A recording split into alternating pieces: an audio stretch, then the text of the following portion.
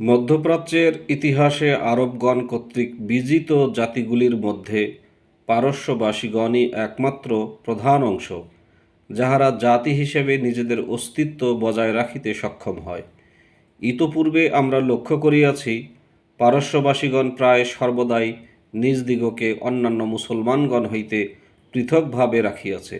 সত্য হোক বা মিথ্যা হোক, তাহারা নিজেদিগকে অন্যান্য মুসলমান হইতে পৃথক মনে করে বলিয়া শ্রেষ্ঠ বিবেচনা করিয়া তাহারা অন্যান্যদের বিভাজন পৃথক জাতি হিসাবে তাহারা নিজদিগকে প্রকাশ করে, কখনো ধর্মীয়ভাবে, যথা প্রাথমিক আব্বাসীয় যুগে black shirt, white shirt, red shirt বিদ্রোহের দ্বারা, কখনো ইহা প্রকাশ করে সাহিত্যের মাধ্যমে, যথা সুবিয়া আন্দোলন ও ফেরদৌসির কবিতার দ্বারা।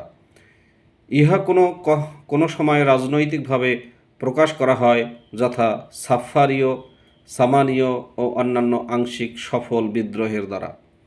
ইহার পরে স্বায়ত্তশাসিত ক্ষুদ্র রাজ্যসমূহ প্রতিষ্ঠা করে কখনো ইহা প্রকাশ করা হয় সাংস্কৃতিকভাবে, যথা মঙ্গল যুগে পারস্যবাসীগণ কর্তৃক আরবিভাষী লোকজন হইতে পৃথক তাহাদের নিজস্ব একটি সংস্কৃতি গড়িয়া তুলিবার দ্বারা। পারস্যবাসীগণ নিজদিগকে বিশেষ বা অদ্বিতীয় মনে করিলেও তাহারা অন্ততপক্ষে মুসলিম বিশ্বের মধ্যে বা ইহার অংশ হিসাবে বিরাজ করে। পারস্যবাসীগণ সর্বপ্রথম সম্পূর্ণ আরবি ভাষার ব্যাকরণ লেখে, যদিও তাহারা এ ভাষা বলিতে অস্বীকৃতি জ্ঞাপন করে। একটি ধারাবাহিক ইসলামী ধর্মতত্ত্ব লিখিবার ব্যাপারে তাহাদের বিশেষ অবদান থাকা সত্ত্বেও পরবর্তীকালে তাহারা ইহা পালন করিতে অস্বীকার করে। ইসলামের ইতিহাসে তাহারা ব্যাপকভাবে অংশগ্রহণ করে এবং ভাবী বংশধরদের জন্য ইহা লিপিবদ্ধ করে, কিন্তু যেভাবেই হোক তাহারা নিজদিগকে ইহার অংশ বলিয়া মনে করে না।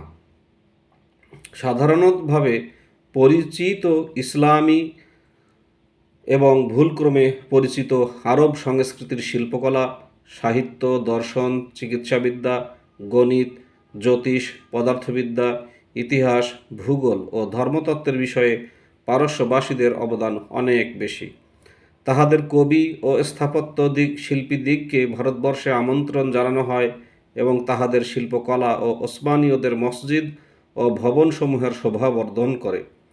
ত্রয়োদশ শতাব্দী হইতে ষষ্ঠদশ শতাব্দীর শেষ পর্যন্ত ইস্তানবুল হইতে দিল্লি পর্যন্ত অধিকাংশ শিল্পকলা ছিল পারস্য এবং সংস্কৃতির লক্ষণ ছিল ফার্সি ভাষায় কথা বলার মধ্যে।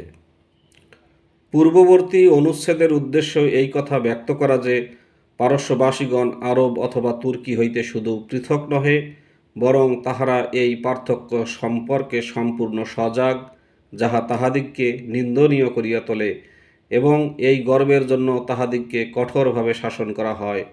সাফাভীয় যুগে রাষ্ট্রীয় ধর্ম হিসাবে শিয়া মতবাদ গ্রহণ করা না হইলে পারস্যবাসীগণ কোণঠাসা হইয়া যায়। সাফাভীয় যুগে ইরান ও বিভিন্ন ইউরোপীয় দেশসমূহের মধ্যে ব্যাপক বাণিজ্যিক, রাজনৈতিক সম্পর্ক বজায় থাকলেও কোনো সাংস্কৃতিক মতবিনিময় হয় নাই। সাংস্কৃতিক দিক হইতে ইরান অমুসলিম বিশ্ব হইতে পৃথক থাকে এবং শিয়া মতবাদ গ্রহণ করিবার ফলে তাহারা বাকি মুসলিম জাহান হইতেও পৃথক হইয়া যায়।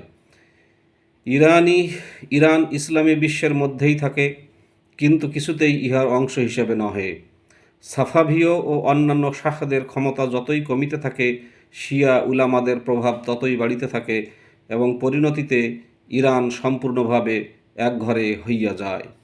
ঊনবিংশ ও বিংশ শতাব্দীতে ইরানে সংঘটিত বিভিন্ন আন্দোলন এই অবস্থার পরিপ্রেক্ষিতে বোঝা যায়। এইসব আন্দোলন পারস্যবাসীদের চতুর্দিকে পরিবেষ্টিত প্রাচীর ধ্বংস করিবার চেষ্টা করে।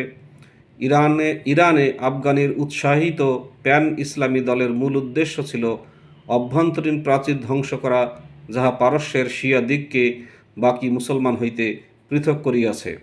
শাসনতন্ত্রবাদীদের উদ্দেশ্য হইল ইরানকে বাকি পৃথিবী হইতে আলাদাকারী সেই প্রাচীর ধ্বংস করা। সকল ক্ষেত্রেই বিপুল সংখ্যক শিয়া উলামা ও তাহাদের শিষ্যগণ এই উভয় প্রাচীরকে ধ্বংসের হাত হইতে রক্ষা করিবার চেষ্টা করেন। পারস্যবাসীগণ যে কঠোর স্বাতন্ত্র্য গড়িয়া তোলে, তাহা 1900 খ্রিস্টাব্দের দিকে তাহাদের জাতি গঠনের কাজে সহায়তা করে। সেই 10ম শতাব্দীতে ফেরদৌসি এই মনোভাব ব্যক্ত করে, ইরান না থাকলে আমার বাঁচিবার সার্থকতা নাই।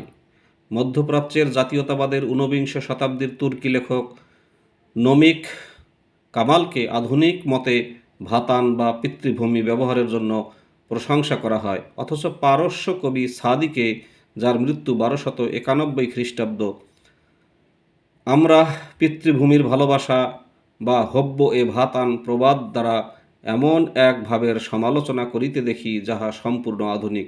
তিনি বলেন, ওহে সাদি, ভাতানের ভালোবাসা একটি মহৎ মনোভাব, কিন্তু কেউ ইহার জন্য বিপন্নভাবে মরিতে পারে না, কারণ সেখানেই তাহার জন্ম। এই সব মনোভাবকে জাতীয়তাবাদ হিসাবে চিহ্নিত করা ভুল বলিয়া বিবেচনা করা হয়, অথচ ইহাকে কি নামে অভিহিত করা হইবে তাহাও সঠিক বলা যায় না।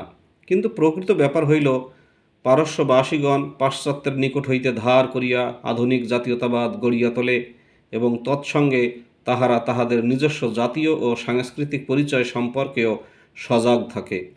তুর্কি ও আরবিভাষী লোকদের পক্ষে জাতীয়তাবাদের সঙ্গে ইসলাম, ওসমানীয়বাদ, আরবিবাদ ও তুরানীবাদের খাপ খাওয়ানো মুশকিলের ব্যাপার বলিয়া প্রতীয়মান হয়।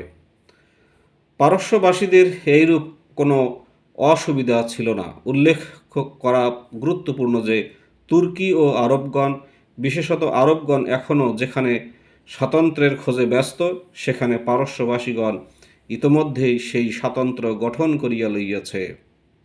অর্থাৎ সমগ্র আরবভাষী, আরবিভাষী এবং মধ্যপ্রাচ্যের যত আরবিভাষী লোকজন আছে, তাদের মধ্যে পারস্যবাসীগণ বা ইরানের লোকজনই তাদের জাতিসত্তা ভিন্নভাবে, স্বতন্ত্রভাবে টিকিয়ে রাখিতে সক্ষম হয়েছে।